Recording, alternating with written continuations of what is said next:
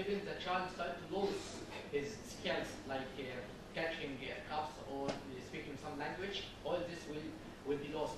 And after a while, he started to develop abnormal hand movement, become completely disabled, and have motor disability after a few years. And usually this patient die due to respiratory arrest. Because there is no current treatment of Rett syndrome, a generation of animal model which represent the cases in human was mandatory. And we, in the UK, have generated different animal model in which this gene in MECP2 is knocked out. And this mice actually developed a manifestation which is quite similar to what happened in humans. So the mice also had about 3 weeks of normal development before they start to lose weight, start to develop hind limb grasping, tremors, respiratory abnormality, and finally this mice died prematurely at about 6 to 8 weeks after birth. We take gene therapy, which is simply packing the gene back. So if we have mutant gene, we give this mice or give the human a normal copy of this gene to replace the mutant one. We think Rett syndrome is a good candidate for gene therapy for many reasons. First of all, caused by simple gene mutation. So it's single step, one vector, one gene, and simple reintroduction of the gene. Second, there is no curative treatment. Third, we have a functional copy of MECP2 that can be isolated from normal individual. Presence of animal model in which we can test this strategy for cure, and also dominant neurological manifestation. So it is very important for gene therapy to identify which part of the body are affected more, because we can't deliver genes for all the body. At the moment, we don't have vector which can be used this massive transduction efficiency. So if the target is defined, this means the treatment can be treated with high chance of success. So this manifestation of Rett syndrome is mainly neurological, and even knockdown of this gene in the brain only develops the same manifestation of Rett syndrome in the mice model. And we have also availability of transducing vector. We got vector which can transduce immune, which can cross the blood-brain barrier. This is why we were interested to use gene therapy for Rett syndrome. But it still have many challenges. The first, MECP2 is globally expressed. So expressed in the brain, expressed in neuron, expressed in astrocyte, expressed in the microvilli, and also expressed in the liver. But we have to say expression of the brain is the highest level of MECP2. Neuron with about 10-fold increase than astrocyte and about 100-fold increase in the liver. This is why MECP2 we thought is very critical in neuron. Second, same acid liver extraction with blood-brain barrier, which prevent many virus or many vector, which use the chance for gene therapy for using for systemic application. Third, MECP2 is expressed within the cell and in the nucleus. So you have to give MECP2 back in each single cells. And at the moment also we don't have a viral vector which have this transduction efficiency power. So the transduction efficiency is still limited. Third, this protein is very tightly controlled. So if we have deficiency of MECP2, we develop Rett syndrome. If you have overexpression of MECP2, we get another neurological manifestation. So you have to be very critical or very limited with the level of expression. And lack of information about what kind of gene is affected by mutation of MECP2. We decided to use amino-associated virus serotype 9 for delivery of MECP2 to the brain of this mutant mice. We chose A9 because it got the capacity to cross the blood-brain barrier and also got the capacity to transduce neuron, non-dividing terminally differentiated cells. So we cloned this MECP2 isoform A1 into this adeno-associated virus backbone, and we put another reporter protein. This reporter protein will enable us to track expression of our gene by immunocytochemistry. And we used another vector which contains GFP as a control. The GFP is inert substance, will produce nothing. So we use GFP as a control. And we injected this mice in the brain by direct injection in the brain in two sites, and just after birth, D1 or D2. And after 4 weeks, we start to phenotype this mice to see if the symptom improved or arrested. So we measure the score of this mice depending on body weight, motility, gait, breathing, tremor, height, limb, clasping, and general appearance. After 2 weeks, we make brain section and test by immunocytochemistry to see how what is the level of expression of MECP2 in the brain. And we found that this brain regions, thymus, hypothalamus, cortex, and brainstem, all of them got very high rate of transduction. And the most of this transduction, which was important for us, is located inside the neuron, which is our target cell population. And this is the estimation of the transduction efficiency, with the highest in the hypothalamus and the lowest one in the striatum. Because also MECP2 level is very critical, we decided to measure the amount of MECP2 delivered by our transgene. So we transferred it to wild-type mice. So wild-type mice already contain cells which have MECP2. This cell, this is the wild-type one. This is normal MECP2. This cell is transferred by the virus, and this very bright cells contain additional copy of MECP2 delivered by the virus. As you see here, mixed cells. Okay. So make positive cells is just the cells which give high expression rate in the wild type. We also estimated this amount dependent on the fluorescence intensity, and we found that we got an almost one-fold increase in the wild type, which means we delivering the normal amount of near normal physiological amount of MECP2 in the mutant mice.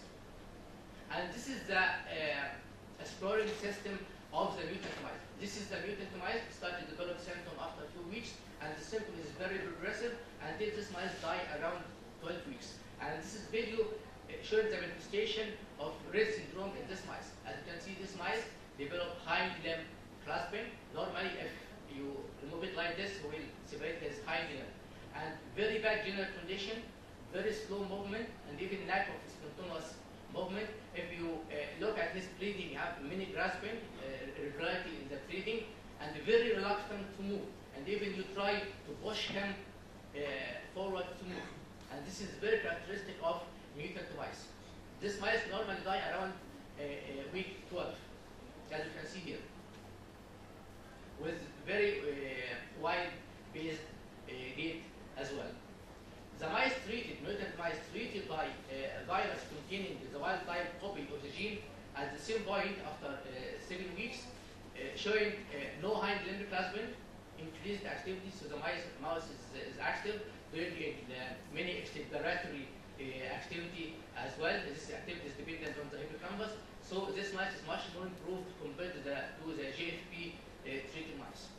At this point, all the mutant mice treated with GFP already dead. And as you can see here, the mutant mice treated with our transgene survive for a very long time. And this is improvement also continued for a long time. This is the same mouse I just showed, no hind limb clasping. The activity is much more improved, it became faster. His general condition is also was also improved, performing many exploratory activity, and this mice survived for about 37 weeks after injection, and we got him down just to see the distribution of the virus in the brain. As you can see here, the mice treated, wild type treated with MECP2, got normal survival. This mice normally the maximum survived for 18 weeks, and this mice treated with MECP2 survived for about 37 weeks until we put them down for a histological study.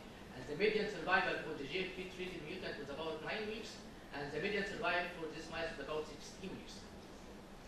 We tested this mice also on the open field, in which we put the mice in open arena to test how long speed he can move, how fast he can move. And you can see here all the treated mice with MECP2 become improved compared to the GFP treated mice. And there is no difference in the wild type and a mutant treated with GFP. This was in the total movement, total distance moved, and in the mean velocity in the open field arena.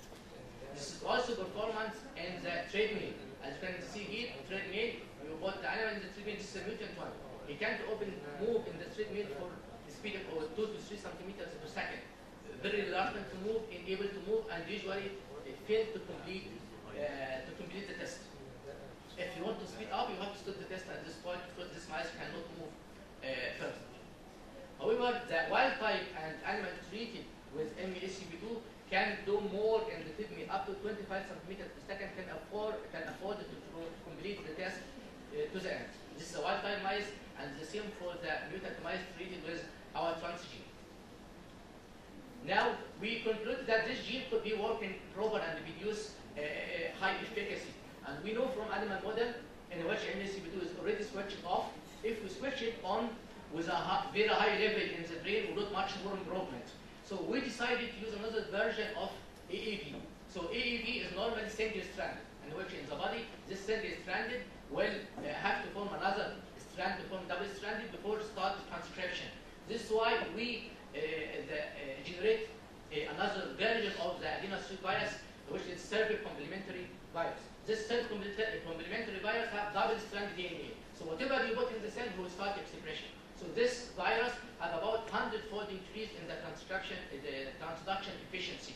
Also non-cell dependent, because this one is single-stranded. If you put it in some cells are not able to form the double strand, so no expression will come from this virus. But this one will give expression whatever kind of cell you put in. However, the only drawback of this cervic-complementary AAV is the low insertional capacity. If the single strand can accommodate for 4.6 kilo base pair, the cervic-complementary one will only accommodate for 2.4 kilo base. So the insertion capacity is very limited. We decided to use this one, using the same protocol by direct brain injection, using the same GFP control, to see if this high level of expression, as we expect, will produce more improvement of condition of this mice. As we expected, we got very high transduction efficiency. This is an example in the hippocampus and the motor cortex. It's almost about 65% in the hippocampus, about 50% in the motor cortex, which is the highest transduction efficiency we can have using this kind of experiment. The expression level of MSCP2 is about 2-fold increase in the hippocampus and also 2-fold increase in the motor cortex. Now, what about the phenotype? The point is, once this mice grow up and reach about 3 weeks, we start to see serious phenotype problem.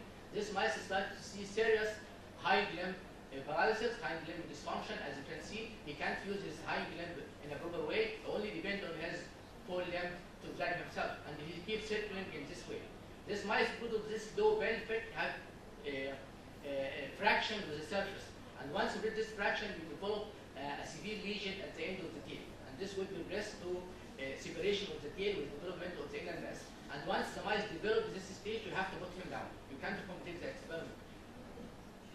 And even the wild type treated by the same maneuver start to see this abnormality. Abnormality in the hind limb, his tail is erratic, tries to compensate for the imbalance of his body weight. He just used his whole limb. He got also serious eye problem, and the body weight cannot catch the wild type treated with GFP. Also at this stage, you have to put this animal down. This is why we haven't got any chance to look after 5 or 6 weeks to see if this, in spite of this hind limb problem, can improve the condition of Rett syndrome or not in this mouse. Because the hind limb only got this problem, not the full limb, we decided to make a section of the spinal cord to see if we got expression after intracranial injection, got expression also in the spinal cord or not. And as you can see here, the expression is mainly located in the shadow cells, which is a marker of lower motor neuron. Most of the expression of this transgene was in the lower motor neuron. And to further investigate this, what happened, because the animal's movement, it seems like he don't feel his hind limb. We decided to make section section of the spinal cord, the lumbar part, and what we found is we got axonal degeneration in the posterior foramen of the spinal cord, which could explain why this mice cannot feel the position of his hind limb and cannot use it in a proper way.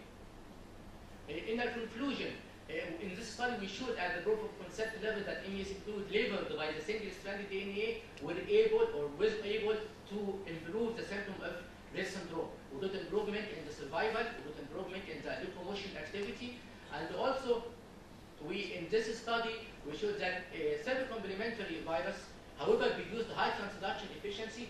It was also associated with severe hind limb problem. And I would like to say at the end, it's not gene therapy, it's not just backing the gene back.